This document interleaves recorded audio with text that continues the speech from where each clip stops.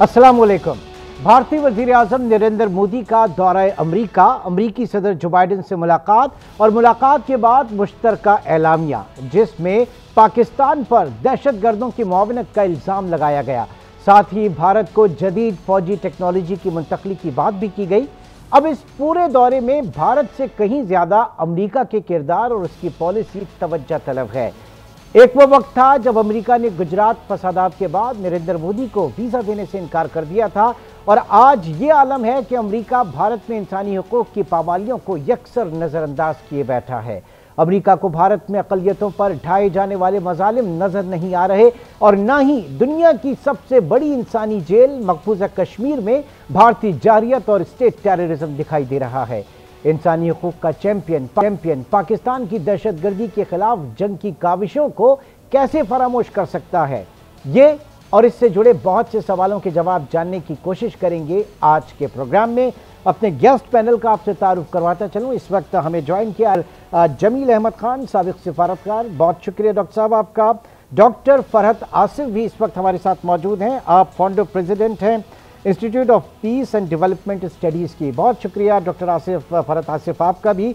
सैयद मोहम्मद अली साहब भी हमारे साथ मौजूद हैं, सिक्योरिटी एक्सपर्ट हैं। और असद महमूद साहब इस्लामाबाद स्टूडियो में हमारे साथ मौजूद हैं, तज्जियाकार, दिफाई तज्जियाकार इस वक्त। असद साहब आपका भी बहुत शुक्रिया। डॉक्टर जमील, सबसे पहले मैं आपकी तरफ आता हूँ। ये जाहिर है कि कुछ सिफारती आदाब होते हैं, और जब हम बात करते हैं अमेरिका के हवाले से, जब हम बात करते हैं इंडिया को तो छोड़ें, उससे तो हमें किसी खैर की तवक्का है ही नहीं। लेकिन आप क्या समझते हैं कि यहाँ पर, क्योंकि पाकिस्तान ने इस पूरे मुश्तरका एलामिये पे जो है वो अपने कंसर्न शो किए हैं, और दफ्तर खारजा ने इस बयान को सिफारती उसूलों के ख़िलाफ़ उसके मुनाफिक करार दिया, और इसे एक जो है वो गुमराह कुन स्टेटमेंट भी करार दिया। तो आप किस तरह से सबसे पहले देख रहे हैं सिफारतकारी के जो अंदाज होते हैं उसमें कितनी यहाँ पर जो है वो समझ लें कि उसको एक चोट पहुंचाई गई है? शायद ही कभी देखने में आया हो कि दो स्टेट और दो स्टेट के सरबराहान वो जब जॉइंट स्टेटमेंट इशू करें तो उसमें जो कि सफारती आदाब से बिल्कुल हटकर डायरेक्ट टारगेट किया जाए कंट्री को। इस मामले में पाकिस्तान का नाम लिया गया है, जबकि बाकी पैराग्राफ में जहां हाई सीज का जिक्र किया गया है, जहां साउथ चाइना सी का जिक्र किया गया है, वहां चाइना का उन्होंने नाम नहीं लिया। तो इसका मतलब ये हुआ, इसी तरह रूस का भी नाम नहीं लिया गया है वहां पे। जी हाँ, तो ये इस चीज का मतलब ये हुआ कि खैर रूस तो भी नंबर 1, चाइना कंटेनमेंट पॉलिसी तो नंबर 1 है, रूस तो जाहिर है, उसके बाद आता है यूक्रेन के हवाले से और कई दूसरे हवालों से। लेकिन इस वक्त जो है उन्होंने और किसी मुल्क का नाम नहीं लिया, मासिवाय पाकिस्तान के अपने 32 जो पैराग्राफ 32 है, वो कभी सफारती आदाब में इस किस्म की चीजें डायरेक्ट एलिगेशन लगाना ये जरा अनहोनी सी बात है। अब रहा सवाल पे इसका बैकग्राउंड जरा थोड़ा सा देख लेते हैं। पहली बात तो ये है कि जो रिएक्शन गवर्नमेंट ने दिया है, जो हमारे फॉरेन ऑफिस ने दिया है, क्या ये काफी है?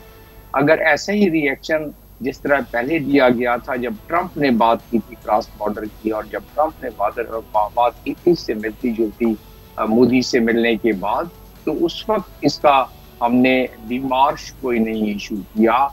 हम तो इसमें सफारती आदाब के मुताबिक, अगर जो इतनी सख्त बात उन्होंने की है अमेरिका के सरजमीन पर बैठकर, और अमेरिका ने साथ दिया है, बल्कि वो बराबर का शरीक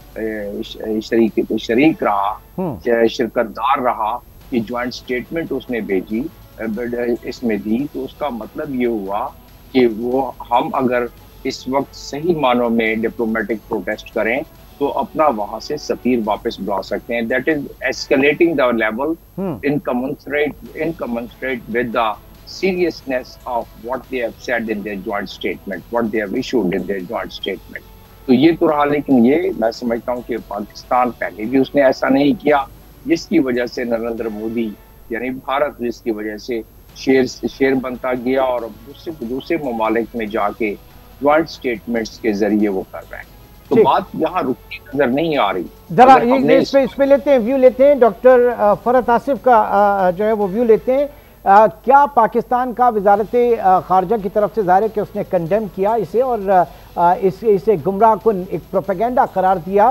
फिर वजीर खारजा हमारे जो हैं उनका भी एक स्टेटमेंट आया, लेकिन तकाजा क्या था, क्या होना चाहिए, कितना एक सीरियस कॉल इसको लेना चाहिए हमारे डिप्लोमेटिक तनाजुर में?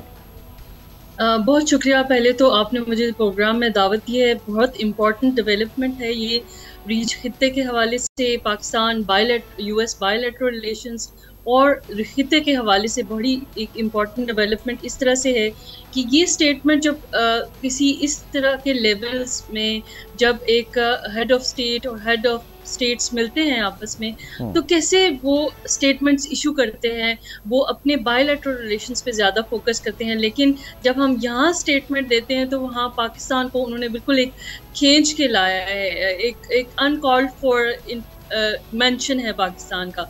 अगर तो पाकिस्तान की टेररिज्म के हवाले से अगर आप खिदमात देख लें, सेक्रीफाइसेस देख लें, हमने 70,000 से ज़ायद जाने यहाँ पर सेक्रीफाइस किए हैं। हमने इकनॉमिकली सफ़र किया है, अफ़गानिस्तान की वॉर में हमने सफ़र किया है, हम होस्ट करते रहे हैं, पाकिस्तान होस्ट कर रहा है बल्कि दुनिया में सबसे ज़्यादा जो रेफ्यूजीज़ हैं। तो ये चीज़ें कहने चाहिए कि ये भुला दी गई हैं, स्पेशली जब कि US यहाँ पे मौजूद था, पार्टनरशिप थी पाकिस्तान के साथ। लेकिन और उसके बाद जब अगस्त में यहाँ से चले गए हैं तो ये सब चीज़ें भुला दी गई हैं, ये याद नहीं रखी गई। और इस तरह की सफारती जब बातें आप इस हाई लेवल पे कर रहे होते हैं तो उसके कॉन्सिक्वेंसेस भी फेस करना होते हैं। और जहाँ तक रिस्पॉन्स का देखूँ तो टू बी वेरी ऑनेस्ट, मैंने फॉरेन ऑफिस की तरफ से या हमारे फॉरेन मिनिस्टर की तरफ से कुछ एक आध स्टेटमेंट्स देखी हैं, लेकिन रिस्पॉन्स एक स्टेटमेंट बात करें, आप अमेरिका के एम्बेसडर से बात करें, उनको बुलाएं, और कोर्स जो यहाँ के चार्ज अफेयर्स हैं इंडियन हाई कमीशन के, उनको बुलाएं, उनको स्टेटमेंट इशू करें और अपनी एक रिजर्वेशन शो कराएं स्ट्रांगली तरीके से, जो कि हमेशा पाकिस्तान का एक fair honest stance, diplomatic stance रहा है। हम क्यों ऐसा नहीं कर रहे, ये हमें जानना पड़ेगा और हमें मालूम करना पड़ेगा कि फॉरेन ऑफिस ऐसे क्यों इस तरह की स्टेटमेंट्स इशू नहीं हुई हैं। एक बैकग्राउंड जो मुझे जो और इस तरह की इशू क्यों स्टेटमेंट क्यों भी इशू हुई है, अभी कुछ दिन नहीं पहले UN में एक चाइना ने एक रेजोल्यूशन ब्लॉक की है initiated by the India and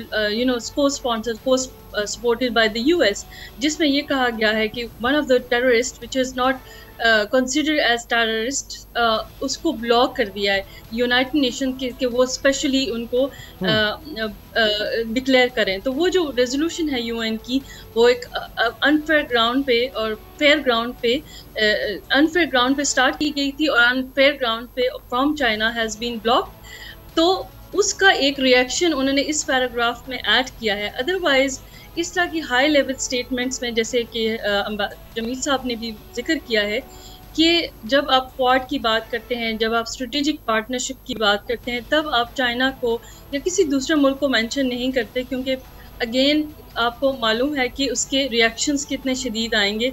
और जब आपकी पार्टनरशिप्स भी हैं, जब आपकी एग्जिस्ट करती हैं, तो रिएक्शंस कैसे हैं। तो एज ए पाकिस्तान के फॉरेन ऑफिस की तरफ से एक शदीद रिएक्शन आना चाहिए, ना सिर्फ US बल्कि ग्लोबली भी मेंशन करना चाहिए कि ये सैक्रिफाइस असद महमूद साहब आपकी तरफ आऊँगा। अब ज़ाहिर के सूरत हाल आपके सामने है, एक ब्रीच हुआ जो सिफारती आदाब हैं, और ये ऐसे ही नहीं हुए, क्योंकि एक एक डॉट और कॉमा जब ड्राफ्टिंग होती है तो उसकी बहुत जो है वो इंतहाई हसास और अहमियत का हामिल होता है। गेम क्या है, एजेंडा क्या है? बिस्मिल्लाहिर्रहमानिर्रहीम, thank you very much. Game मेरा ख्याल है कोई ढकी छुपी नहीं है, इट्स वेरी क्लियर। और एक तो मैं सच्ची बात है, आई रियली अप्रिशिएट यू कि आपने इस टॉपिक को डिस्कस करने के लिए आज चुना है। Why? Because something very important, maybe बाकी मीडिया की वो प्रायोरिटीज़ एक लिहाज से नहीं हैं, तो आई रियली कमेंट करनी इसको डिस्कस किया जाना चाहिए। देखिए, एक तो हमें बड़ा क्लियर है कि इस वक्त अमेरिका की जो सबसे बड़ा इशू है वो है चाइना को इकनॉमिकली किस तरीके से रोकना है आगे बढ़ने से, इसमें बिल्कुल कोई दो राय नहीं है। अब उसके लिए क्या करना है, इसका मतलब है कि चाइना को आपने डिस्टर्ब करना है। उसके लिए क्या ज़रूरी है कि इसी रीजन के अंदर कोई ऐसी बड़ी कुव्वत जो कि चाइना को इंगेज कर सके, चाइना की अटेंशन को डाइवर्ट कर सके। तो फ़ाइन, इंडिया से बढ़ के तो कोई ऐसी चीज़ नहीं है। और India fine, it is the 4th largest जिसको कहते हैं military power in the world, एक ये बात आ जाती है। दूसरा ओके, इकोनॉमिकली भी they are turning out to be very strong. और फिर एक चीज़ याद रखें, ये जो हम बात कर रहे हैं ना कि जो मुश्तरका एलामिया और उसके अंदर फिर दहशतगर्दी की बात, पाकिस्तान का तस्करा, अनफॉर्चुनेटली जब मोदी जैसा, चलो हम तो ये कहते हैं ना कि वो चाय वाला है, वो छोटा आदमी है, तो छोटा आदमी भले बड़ी कुर्सी पे बैठ जाए वो हमेशा छोटी बात करेगा। इमरान सुल्तान साहब, ये हम सबको पता होना चाहिए। वाई? बिकॉज़ अगले साल उसने लड़ने हैं इलेक्शंस, और इलेक्शंस के लिए उसको एक तो अमेरिका की आशीर्वाद चाहिए। वो भले चाइना की तरफ का इशारा करे, सारा कुछ करे कि जी हाँ मैं आपकी हर खिदमत बजा लाऊंगा, but whatever I am going to do now in this region you should be at my back. और ये कुछ तो हो रहा है, आप देखें ना, इंडिया ने जिस तरह का एक बाज़ार गर्म कर रखा है दहशत गर्दी का, इलीगल इंडियन ऑक्युपाइड कश्मीर के अंदर, जिस तरह के उनको अंडर सीज रखा हुआ है। फिर जो मिनॉरिटीज़ के ऊपर ह्यूमन राइट्स की वायलेशंस जो कि आप इंडिया के अंदर देखते हैं, और जो आवाज़ें इवन अमेरिकन कांग्रेस के अंदर भी बुलंद हुई, वहाँ पर मुजाहरे भी हुए, वो तो सारे सामने हैं। सर 75 मेंबर्स ने बाकायदा खत लिखा है, जो कांग्रेस मेंबर्स हैं उन्होंने exactly it is Joe Biden को खत लिखा। बिल्कुल जी, लेकिन इसके बावजूद आप ये देख लें कि मतलब he was the state guest America की तरफ से, उसको इनविटेशन दी गई प्रेसिडेंट की तरफ से, प्रेसिडेंट की बेगम की तरफ से कि जी आप आएँ एंड बी विद अस 4 दिनों के लिए। और सर्टली बिल्कुल स्टेट गेस्ट का जो ओवरऑल 21 तोपों की सलामी, रेड कारपेट, योगा की एक्सरसाइज और इस तरह की सारी चीज़ें।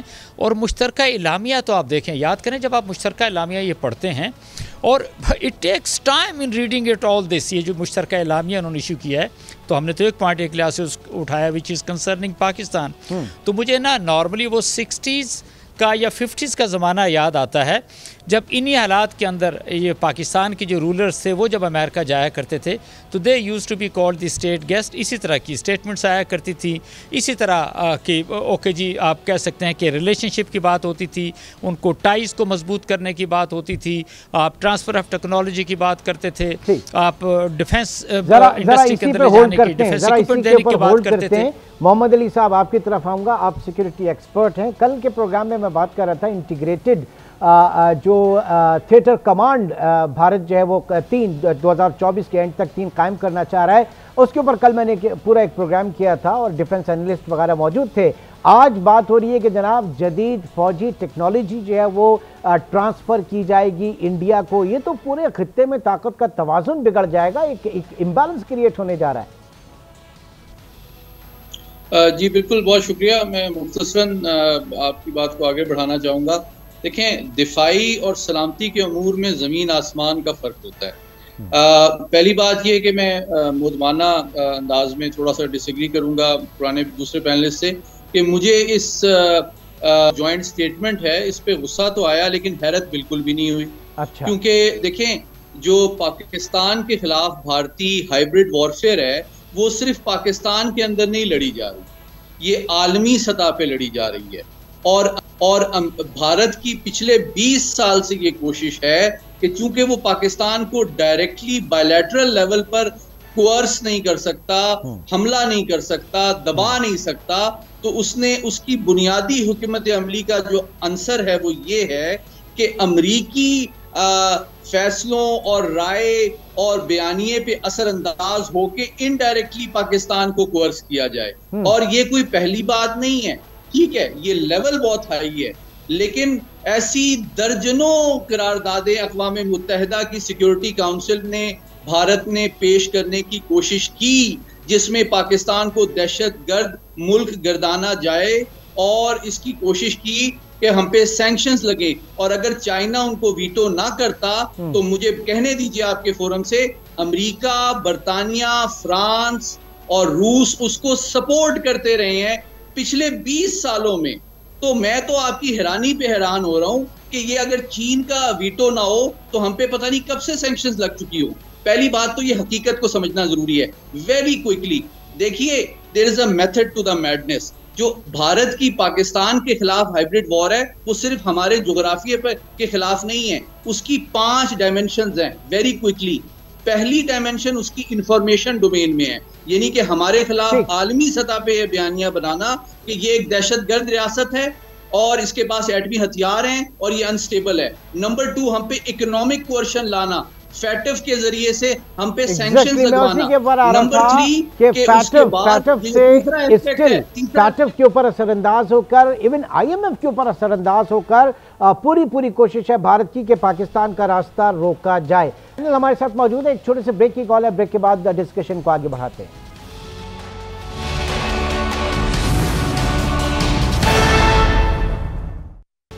Welcome back. डॉक्टर जमील साहब, इंसानी हकूक़ का दुनिया भर का सबसे बड़ा चैंपियन, दुनिया भर का एक चौधरी, उसको इस वक्त नज़र नहीं आ रहा कि भारत के अंदर इंसानी हकूक़ की पामाली किस तरह से हो रही है, भारत के अंदर अक़लियतों के साथ। और दुनिया की सबसे बड़ी जेल मकबूजा कश्मीर में, वहाँ पे भारतीय जारहियत बिल्कुल नज़र नहीं आ रही अमरीका को, नज़र नहीं आ रही है, उनके एलाइज को भी नज़र नहीं आ रही है, और दुनिया अक़वाम के बहुत सारे ममालिक को नज़र नहीं आ रही है, क्योंकि वो अमेरिका के हवारी हैं। अमेरिका के साथ उनकी अलायंस है ज़्यादातर ममालिक की, खासतौर पर जो पावरफुल ममालिक हैं, उसको तो छोड़े दूसरों से क्या गिला। OIC को भी नहीं, वो तो हमारी अपनी है, हम उसके पैटर्न मेंबर हैं, हमें देखना पड़ेगा, अपना अहाता करना पड़ेगा। लेकिन पहले इसकी बात कर लेते हैं कि क्यों नहीं नज़र आ रही है। यकीनन अमेरिका जो है हमेशा दावेदार है, और वो हमेशा दावेदार है ह्यूमन राइट्स की, वो पासदारी करता रहा है, और बाकी वेस्टर्न ज़्यादातर ममालिक में हैं। लेकिन ये बजाते खुद इस बात की गमाजी करता है कि इंडिया की अहमियत जियो स्ट्रेटेजिक और जियो पोलिटिकल लिहाज से कितनी हो गई है। पहले ये बात हो चुकी है कि इंडिया को काउंटरवेट के तौर पर तैयार किया जा रहा है। सबूत में उसके जो अब तक 5 मुआहदे पहले हो चुके हैं, जिसमें से तकरीबन 2 या 3 मुआहदे, असद साहब जितने ज्यादा उसमें डाल सकेंगे बाद में, वो डिफेंस प्रोजेक्ट की हैं। गोखिल लॉजिस्टिक के नाम पर गुजरात में नेवल एक उन्होंने किया हुआ है रिपेयर मेंटेनेंस, सारी जंगी जहाज वहाँ के रुक रहे हैं, और उसका इस्तेमाल जंगी तौर पर जहाजों का, यानी कि शिप्स का किया जाता है। फिर देखें कि जहाज बनाए जा रहे हैं, अभी ज्वाइंट वेंचर जो इस मुआहदे में बात हुई है, ज्वाइंट स्टेटमेंट में दिया गया, जहाज बनाए जा रहे हैं। और उसके अलावा उन्होंने हाई सीज का एक UN का इसमें कन्वेंशन है, उसके तहत वो कह रहे हैं कि इसको इस तरीके से इसको इम्प्लीमेंट किया जाए, यानी कि अपने फायदे में इम्प्लीमेंट किया जाए कि साउथ चाइना सी तक इंडिया की उसमें इंडियन पैसिफिक ओशन में उसकी जरा ज्यादा मजबूती आ जाए, और उसके लिए इंडिया को हर किस्म का साजो सामान, हर किस्म की मामदत। सबसे जो इसमें तशवीश वाली बात है, वो इससे पहले एक मुआहदा हो चुका है पैका के मुआहदे के तहत। मैं समझता हूँ कि असद साहब इसमें ज्यादा बाद में कर्नल से बात करेंगे कि वो उसके तहत जो प्रिसीशन हासिल कर सकते हैं हमारे ठिकानों की और चाइना के ठिकानों की। वो अब आ जाते हैं आखिरी 2 जुमलों में आपके, कि वो तो नजर नहीं आ रहा है। नजर इसलिए नहीं आ रहा है कि अमेरिका की नंबर 1 इस वक्त जो फॉरेन पॉलिसी है वो है चाइना कंटेनमेंट, और चाइना कंटेनमेंट के लिए वो इंडिया की हर इंटरनेशनल लॉ की वायलेशन को दरगुजर करेगा। यहाँ तक कि जब रशिया से सैंक्शन ऑयल और सैंक्शन साजो सामान खरीद रहा था, तब भी अमेरिका ने दरगुजर किया। उसको ईरान से जब खरीद रहा था तब भी दरगुजर किया, बल्कि उसको सिक्योरिटी काउंसिल का परमानेंट मेंबर बनवा रहा है अब। और उसके साथ साथ जो चिप्स उसके कारखाने बनाए जा रहे हैं, वो दुनिया के बहुत ही ज्यादा एडवांस चिप्स हैं। जो टेक्नोलॉजी दी जा रही है इंडिया को, वो सारी की सारी अगर हम यकजा करके देखें। Got your point sir, got your point ji. Doctor Farhad, अब बायलैटरल रिलेशंस होते हैं, सारी चीज़ें हैं, और ये भी तय है कि जनाब वो चाह रहा है कि चीन के मद्दे मुकाबिल जो है वो भारत को खड़ा किया जाए। लेकिन बात यहाँ पे इंसानी हकूक़ की पामाली की है, ह्यूमन राइट्स की है, इंसानी, ये दुनिया भर जो वेस्ट है पूरा, जो तहजीब याफ्ता जो इकोनॉमीज़ हैं, मईशतें हैं, ममालिक हैं, वो सब भी इसके ऊपर खामोश है, उनको भी कोई वायलेशन नजर नहीं आ रही यहाँ पर। ये बड़ा इम्पोर्टेंट सवाल है। हम 2023 के बिल्कुल मिडल में हैं। हम वॉर है हमारे नेबरहुड में, ऑलमोस्ट इन यूरेशिया। या रशिया और यूक्रेन की इंगेजमेंट, ग्लोबली इंगेजमेंट्स इंक्रीज हो रही हैं। फिर हमारा जो फोकस, अमेरिका का जो फोकस है चाइना का, वो कंटेनमेंट की वजह क्या है? इकोनॉमी सबसे बड़ी वजह है। जो यूएस की इंडिया के साथ ट्रेड है, अगर आप उसको देखें, उसके फिगर्स, वो 128 बिलियन यूएस डॉलर से क्रॉस कर रहे हैं। इंडिया का जो डायस्पोरा है, जिसको मिस कर रहे हैं अपनी डिस्कशन में, वो highest level of decision maker, मतलब हाईएस्ट लेवल पे मौजूद है। उनके फॉरेन ऑफिस, उनके स्टेट डिपार्टमेंट्स, उनके ऑर्गेनाइजेशंस, उनकी international organisation, financial organisation, different technical जो ऑर्गेनाइजेशंस हैं जो कि फंड रिलीज करती हैं, उसके अंदर उनका एक इम्पैक्ट है जो कि हम मिस कर रहे हैं। फिर हम ये भी मिस कर रहे हैं कि जो इंडिया की एक चाहत है कि वो ना सिर्फ रीजन में अपनी डोमिनेशन करे, बल्कि वो ग्लोबली भी जाना चाहता है। ब्रिक्स की अलायंस में आप उसकी एक्टिविटीज़ देखें, तो ये सब कुछ, हर चीज़ इकोनॉमी के आगे पीछे घूमती है। और जब इकोनॉमी, और जब आपके पास स्ट्रेंथ हो इकोनॉमी की, और साथ में अगर आप वो जो स्टेटमेंट हम जिस पे डिस्कशन कर रहे हैं, और शायद हम बहुत सारी चीज़ें उसमें इस तरह से भी मिस कर रहे हैं, अगर आप उसमें देखें तो इन्वेस्टमेंट जो है वो उनकी ह्यूमन रिसोर्स इन्वेस्टमेंट पे भी है। यूएस के इंडिया के जो पार्टनरशिप्स हैं उसमें बहुत सारे ऐसे क्लॉजेज हैं, जैसे स्टार्टअप्स हैं, ecosystem, technology transfer, not only depends but on the basis of how engineers will be prepared, किस तरह से वो बनेंगे। यानी हम ये कह सकते हैं कि 1 अरब 37-40 करोड़ की जो पॉपुलेशन है वो एक बहुत बड़ी मार्केट है पूरी दुनिया के लिए, इंडिया की, और कोई उसको नहीं मिक्स कर सकते, उसको मिस करेंगे। देखिए, अगर हम मिस वो, और देखिए ये जो पॉपुलेशन है ये क्रॉस कर चुकी है चाइना को भी। और जो अगर आप इकोनॉमी को, अगर हम थोड़ा सा डिस्कशन को रैशनली देखें या थोड़ी सी विजडम के साथ देखें, तो मैं यहाँ एक मोमेंट चाहूँगी कि हमें as a Pakistani institutions and government specially हमें ये गौर करना पड़ेगा कि हमने कंपटीशन सिर्फ और सिर्फ फोकस रखना है स्ट्रेटेजिक, या अपनी इकोनॉमी को भी उस लेवल तक लेके जाना है कि कल इस तरह की जो स्टेटमेंट्स आती हैं उसमें हम कुछ बात कर सकें, कुछ स्ट्रेंथ दिखा सकें इकोनॉमी के हवाले से। और हमारे पास देखिए कुछ कमी नहीं है रिसोर्स में, हमारे ब्रेन्स, हमारे लोग सब कुछ करना चाहते हैं, लेकिन वो अपॉर्चुनिटीज अगर आप उनको प्रोवाइड करेंगे तो मेरा नहीं हाल आपका पॉइंट आ गया, आपका पॉइंट आ गया। जरा असद महमूद साहब, आप ये बताइए कि अब सूरत हाल आपके सामने है, एक काउंटर स्ट्रैटेजी जाहिर है कि चीन भी देख रहा है और उसके साथ ये सब कुछ उसको घेरने घारने की कोशिशें की जा रही है, तो उसकी क्या काउंटर स्ट्रैटेजी होगी या होनी चाहिए? देखिए पहले तो मैं आपसे ये अर्ज़ करूँगा कि पाकिस्तान ने बड़ा साथ दिया अमेरिका का।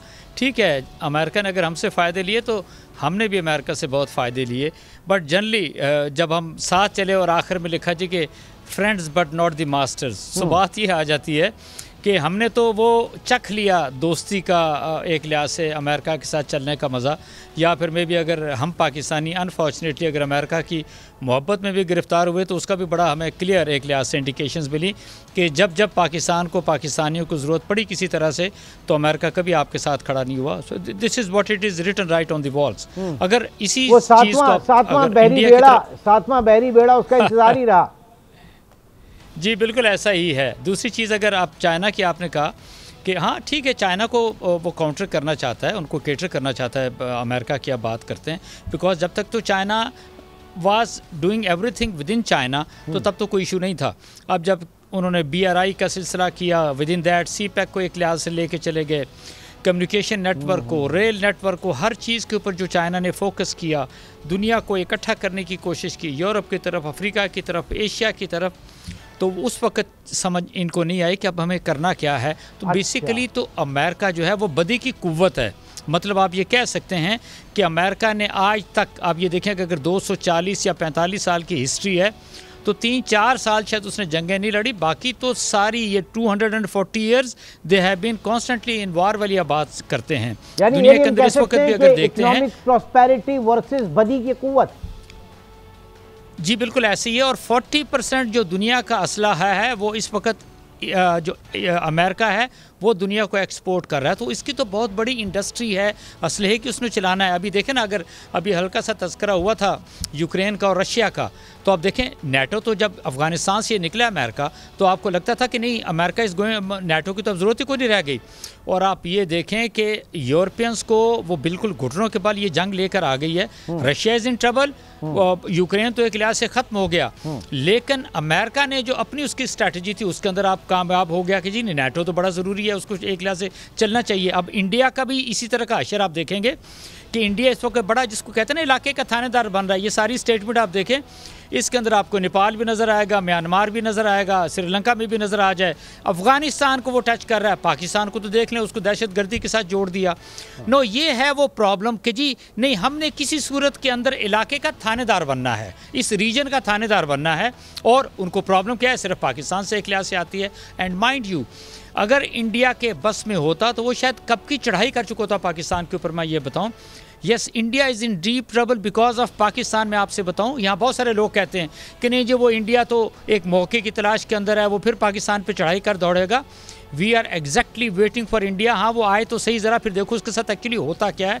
दूसरा मैं आपसे ये बताऊँ, ठीक है भाई, हमें प्रॉब्लम है, इकॉनमी की हमें बड़ी प्रॉब्लम है, थोड़ा सा इंस्टेबिलिटी भी एक लिहाज से मुल्क के अंदर देख रहे हैं। तो डज दैट इम्प्लाई कि इसके बाद हम अपोलोजेटिक हो जाएं? हमारा जो फॉरेन ऑफिस है, और फ्रैंकली स्पीकिंग, आप डू यू थिंक कि मतलब आपका जो फॉरेन मिनिस्टर है, ही इज़ रियली, जिसको कहते हैं दैट मच क्रूड अप, और इतना एक्सपीरियंसड है कि ही अंडरस्टैंड कि हाँ किसको किस तरीके से जवाब देना है। जब SCO के अंदर ये शख्स गया और जो कुछ वहाँ पर हुआ, और जिस तरह की मैं समझता हूँ कि वहाँ के जो इंडियन फॉरेन मिनिस्टर ने तमाम सफारती आदाब को बालाए ताक रखते हुए जो बदतमीज़ ज़बान इस्तेमाल की, मैं उसकी शंकर की बात कर रहा हूँ जो इंडिया का फॉरेन मिनिस्टर है। आई रियली से, आप ही के यहाँ प्रोग्राम में मैंने बात की कि इससे ज़्यादा कोई शर्मनाक बात हो कोई नहीं सकती कि आपके यहाँ कोई मेहमान आया हुआ हो और the moment he is even in the air, और आप प्रेस कॉन्फ्रेंस इस कदर बदतमीज़ प्रेस कॉन्फ्रेंस करें। तो मैं ये समझता हूँ कि देखें, इस वक्त इंडिया के अंदर ये जो शैतानी ट्रैका है, they are the one who are ruling the entire India, और नरेंद्र मोदी उसको लीड कर रहा है। ये वही नरेंद्र मोदी है जिसको 2005 के अंदर पहले भी बात हो चुकी है, अमेरिका ने वीज़ा देने से इनकार कर दिया था क्योंकि उसने वहाँ पे गुजरात के अंदर वो जो जिस तरह का मैसेकर किया था एक्चुअली मुस्लिम्स का। तो ये तो देख लेना, ये इसकी सारी टीम तो वो है जो कि जिसको कहते हैं क्रिमिनल्स लोग हैं, और क्रिमिनल्स जो हैं they are ruling India for the past 9 years, और अगले 5 और सालों के लिए अगले साल अलग इंटरेस्ट हैं वो मेल खाते हैं, इसीलिए अब इक्वेशन जो है वो बदलती हुई महसूस हुई। जी मोहम्मद अली साहब, आप लास्ट जो आपसे डिस्कशन चल रहा था, आपने बात की न्यूक्लियर एसेट्स के हवाले से बात की, फिर आपने कहा कि फाइनेंशियली पाकिस्तान को तोड़ना चाहता है, चाहे फैटफ के हवाले से और या दीगर फोरम्स पे। रिमेनिंग 3 जो आपके पॉइंट्स रह गए थे ज़रा वो भी शेयर कीजिएगा, और चूंकि वक्त की कमी भी है सामने, ज़रा हम थोड़ा सा और फोकस हो जाते हैं। जी मोहम्मद अली साहब। मैं उम्मीद करता हूँ कि आप वक्त के हिसाब से इंसाफ करेंगे, लेकिन क्योंकि मुझे 2 मिनट तो I think I deserve to complete my argument. जी बहुत शुक्रिया आपका। देखिए, मेरी राय थोड़ी सी मुख्तलिफ है। मैंने कहा कि मेरी पहली बात ये थी कि मुझे एज अ पाकिस्तानी बहुत गुस्सा आया है और दुख हुआ है, और मैं इस दुख में शरीक हूँ दफ्तर खारजा के साथ, लेकिन हैरानगी बिल्कुल भी नहीं हुई क्योंकि there is a method to the madness. और मैंने आपको ये कहा कि ये आज लाइन ऑफ कंट्रोल के ऊपर 2 कश्मीरियों को जो भारतीय अफवाज ने शहीद किया है, या जिन अल्फाज का पैराग्राफ 32 में व्हाइट हाउस की जॉइंट स्टेटमेंट में पाकिस्तान को मुर्दे इल्ज़ाम ठहराया गया है, ये एक हमाजहत भारतीय हिकमत अमली की 2 कड़ियां हैं, और उसके 5 पहलू हैं। मैं सिर्फ 1 मिनट में आपके सामने बयान कर देता हूँ। पहला पहलू जो है वो बयानिए का है कि पाकिस्तान एक अनस्टेबल न्यूक्लियर पावर है और दहशतगर्दी का गढ़ है। ये पहला बयानिया है इंफॉर्मेशन डोमेन में। दूसरा जो इसका पहलू है वो इकोनॉमिक है कि फैटफ के जरिए और IMF के जरिए हमें इकोनॉमिकली कोर्स किया जाए।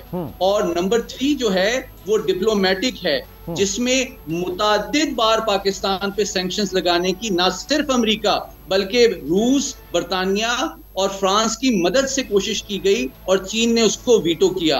तो आज भी जो ज्वाइंट स्टेटमेंट सामने आ रही है वो भारत की उस हिकमत अमली का हिस्सा है जिसमें वो इनडायरेक्टली इन ताकतों पे असरअंदाज होके पाकिस्तान को कोर्स करना चाहता है। चौथा पहलू जो है वो उसका टेररिज्म का इस्तेमाल है, जो कि BLA, BLF और TTP के जरिए हमारे बाजारों और मस्जिदों और इमाम बारगाहों और स्कूलों में धमाके हो रहे हैं। और पांचवा पहलू कन्वेंशनल है, जिसकी एक अग्रेसिव पोल स्टार डॉक्ट्रिन है, या LOC पे हमारे कश्मीरियों को शहीद किया जाता है। तो हमें क्या जरूरत है? हमें खाली जुबान दराजी की या उनकी मजम्मत करके काम नहीं होगा। इस हमाजहत हाइब्रिड वॉरफेयर में हमने हर डोमेन में भारत का मुकाबला भी करना है और दंदान शिकन जवाब देना है। अगर वो LOC पे आएगा तो वहां भी उसका जवाब देना होगा, अगर सफारती सतह पे आएगा तो वहां भी जवाब देना होगा। अगर इकोनॉमिक डोमेन में हमारी वीकनेस है, चूंकि अभी हम IMF के सामने गए हुए हैं, चूंकि हम बाहर से इकोनॉमिक रिलीज चाहते हैं, तो इसी कमजोरी को तो भारत ने एक्सप्लॉइट किया है, क्योंकि उनको पता है कि हम सख्त जवाब अमेरिका को इसलिए नहीं दे सकेंगे क्योंकि उनकी मदद हमें IMF और वर्ल्ड बैंक में चाहिए है। तो हमने अब आखिरी जो हमारी वीकनेस है, जिसको भारत एक्सप्लॉइट करने की कोशिश कर रहा है, वो इकोनॉमिक है। कन्वेंशनल और न्यूक्लियर डोमेन में उसके पास कोई स्पेस नहीं है। डिप्लोमेटिकली भी हम जवाब दे सकते हैं। पूरे पैनल का, क्योंकि ज़ाहिर है कि इन इश्यूज़ के ऊपर हम और बहुत ज़्यादा जो है वो सैर हासिल गुफ्तगू कर सकते हैं, लेकिन आज बात की जा रही थी भारतीय जारियत और बदलते आलमी तनाज़ुर में। अपने पूरे पैनल का डॉक्टर जमील अहमद खान, डॉक्टर फरहत आसिफ, सैयद मोहम्मद अली साहब और असद महमूद साहब, आप चारों का बहुत शुक्रिया। इंशाल्लाह आपसे फिर मुलाकात होगी। अपना बहुत ख्याल रखिएगा। अल्लाह हाफ़िज़।